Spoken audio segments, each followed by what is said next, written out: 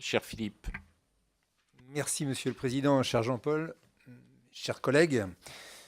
Le présent projet de loi relatif à l'économie sociale et solidaire que nous allons examiner aujourd'hui marque la volonté du gouvernement et de la majorité de favoriser dans la triple crise économique, écologique et démocratique à laquelle nous sommes confrontés des solutions économiques, justement, sociales et environnementales nouvelles, des modes de décider, d'entreprendre, de vivre ensemble différents.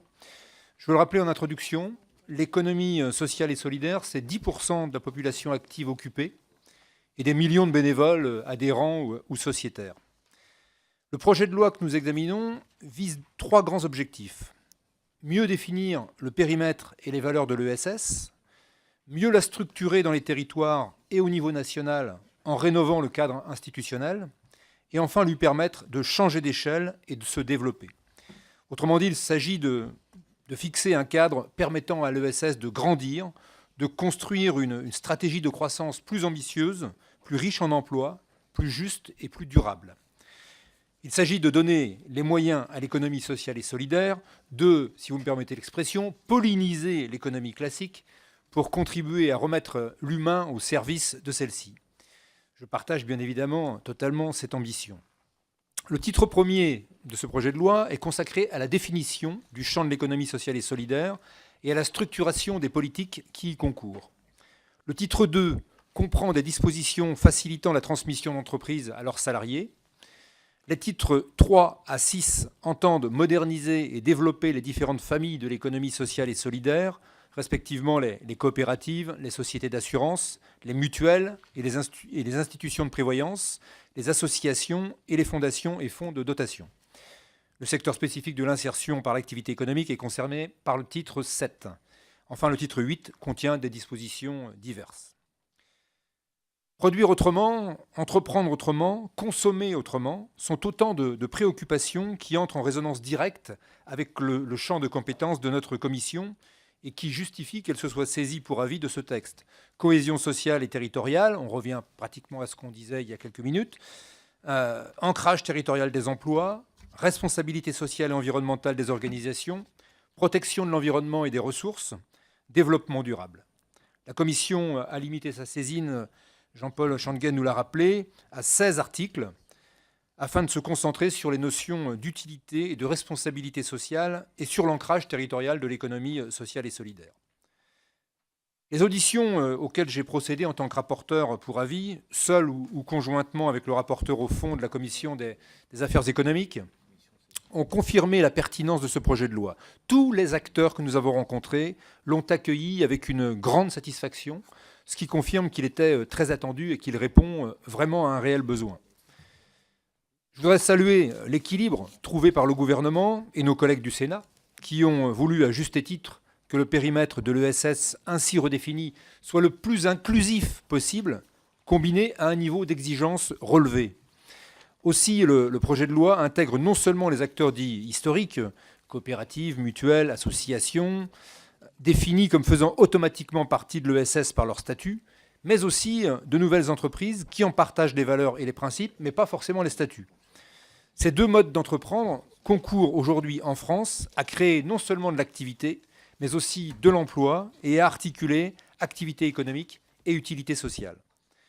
Cet équilibre est reflété par l'articulation, notamment entre les articles 1, 2 et 7 du texte, et sont ainsi reconnus acteurs de l'économie sociale et solidaire, les acteurs dits historiques de l'ESS, définis par leur statut que je viens de vous citer, les entreprises commerciales qui recherchent une utilité sociale au sens de l'article 2 et qui appliquent les principes de gestion restreignant la maximisation du profit précisés au 2 de l'article 1, et enfin l'article 7 définit par ailleurs un sous-ensemble, les entreprises solidaires d'utilité sociale, dont l'agrément leur ouvre des droits supplémentaires en matière de financement, sous réserve de respect d'un certain nombre de critères, en particulier la recherche d'une utilité sociale, telle que définie à l'article 2 pour objet principal.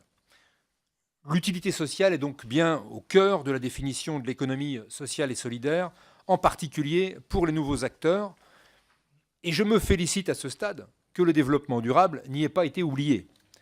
L'article 2 précise ainsi que les entreprises qui concourent au développement durable sont considérées comme d'utilité sociale au sens de cette loi, sous réserve toutefois que leur activité soit liée également à un objectif social ou de maintien et de renforcement de la cohésion territoriale. Au-delà de cet effort de redéfinition et de clarification du périmètre, le projet de loi vise également à mieux articuler les politiques territoriales et l'ESS. Parce qu'elle participe de la promotion d'un modèle de développement qui crée des emplois non délocalisables et qui produit du lien social, l'économie sociale et solidaire contribue à son échelle au développement des territoires. Ainsi, l'article 5 offre une reconnaissance législative aux pôles territoriaux de coopération économique déjà mis en place de façon expérimentale depuis 2011. Je ne peux que m'en féliciter car les pôles territoriaux de coopération économique contribuent à redynamiser les territoires et à sauvegarder ou créer des emplois et favorisent un modèle de développement des territoires durable et respectueux des hommes. Par ailleurs, le plafond d'investissement des collectivités territoriales dans les sociétés coopératives d'investissement collectif, les SIC, est rehaussé.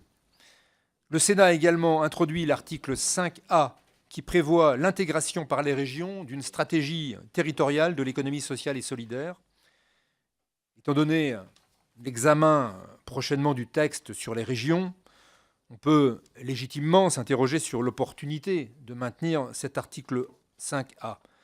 Toutefois, compte tenu du calendrier des travaux de la Commission et dans l'attente des dispositions précises qui seront portées par le projet de loi de mobilisation des régions, il me semble préférable à ce stade de maintenir cet article. Également issu des travaux du Sénat, l'article 5B prévoit la tenue d'une conférence régionale de l'économie sociale et solidaire tous les 2 ans.